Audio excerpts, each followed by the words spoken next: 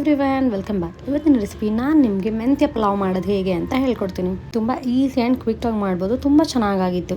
So ಮೊದಲಿಗೆ ಒಂದು ಪಾತ್ರೆಗೆ ಸ್ವಲ್ಪ ಎಣ್ಣೆ, ಪಲಾವ್ ಸಾಮಾನು, ತುರಿ ಮೇಥಿ ಒಂಚೂರು ಆ್ಯಡ್ ಮಾಡ್ಕೊಳ್ಳಿ. ಸೊ ಅದ್ರ ಫ್ಲೇವರ್ ತುಂಬ ಚೆನ್ನಾಗಿ ಬರುತ್ತೆ. ಸ್ವಲ್ಪ ಸಾಸಿವೆ ಹಾಕಿ, ಇಲ್ಲಿ ಒಂದು ಈರುಳ್ಳಿ ಒಂದು ಟೊಮ್ಯಾಟೊ ತೊಗೊಂಡಿದ್ದೀನಿ. ಸೊ ಇದಿಷ್ಟು ಚೆನ್ನಾಗಿ ಫ್ರೈ ಮಾಡ್ಕೊಳ್ಳೋಣ. ಸ್ವಲ್ಪ ಉಪ್ಪು ಹಾಕೋಣ. ಸೊ ದಟ್ ಚೆನ್ನಾಗಿ ಬೇಯುತ್ತೆ. ನಾನು ಒಂದು ಹಿಡಿ ಹಸಿಮೆಣಸಿನ್ಕಾಯಿ, ಸ್ವಲ್ಪ ಬೆಳ್ಳುಳ್ಳಿ, 1 ಇಂಚು ಶುಂಠಿ, ಸ್ವಲ್ಪ ಕೊಬ್ಬರಿ, ಸ್ವಲ್ಪ ಕೊತ್ತಂಬರಿ ತೊಗೊಂಡಿದ್ದೀನಿ. ಸೊ ಇದಿಷ್ಟು ಚೆನ್ನಾಗಿ ರುಬ್ಕೊಳ್ಳೋಣ.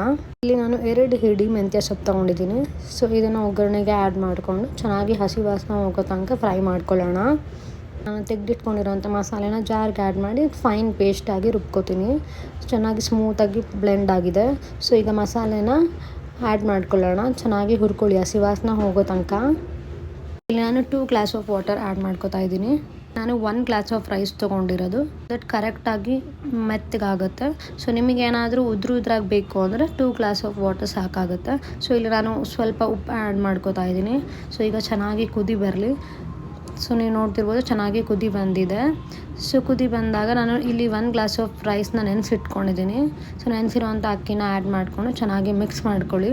ಸೊ ಅಕ್ಕಿ ಇನ್ನೂ ಬೆಂದಿಲ್ಲ, ಇನ್ನೂ ಸ್ವಲ್ಪ ನೀರು ಹಾಕಬೇಕಿತ್ತು ಅನ್ನೋದಾದರೆ ಸೊ ಒಂದು ಸಣ್ಣ ಗ್ಲಾಸ್ ನೀರನ್ನ ಚೆನ್ನಾಗಿ ಮರಳಿಸಿ ಆ್ಯಡ್ ಮಾಡಿ. ಸೊ ದಟ್ ಚೆನ್ನಾಗಿ ಬೇಗ ಬೇಯುತ್ತೆ. ಸೊ ನೀವು ತಣ್ಣೀರನ್ನು ಹಾಕಬೇಡಿ, ಆವಾಗ ಉಗ್ಲಕ್ಕಿ ಅಂತ ಬೀಳುತ್ತೆ. ಸೊ ದಟ್ ಅದು ಚೆನ್ನಾಗಿ ಬೆಂದಿರಲ್ಲ, ಟೇಸ್ಟು ಚೆನ್ನಾಗಿ ಬರಲ್ಲ. ಸೊ ನಿಮ್ಗೆ ಯಾರಿಗಾದರೂ ಈ ವಿಡಿಯೋ ಇಷ್ಟ ಆದರೆ ಲೈಕ್ ಮಾಡಿ, ಶೇರ್ ಮಾಡಿ, ಕಮೆಂಟ್ ಮಾಡಿ. Thank you.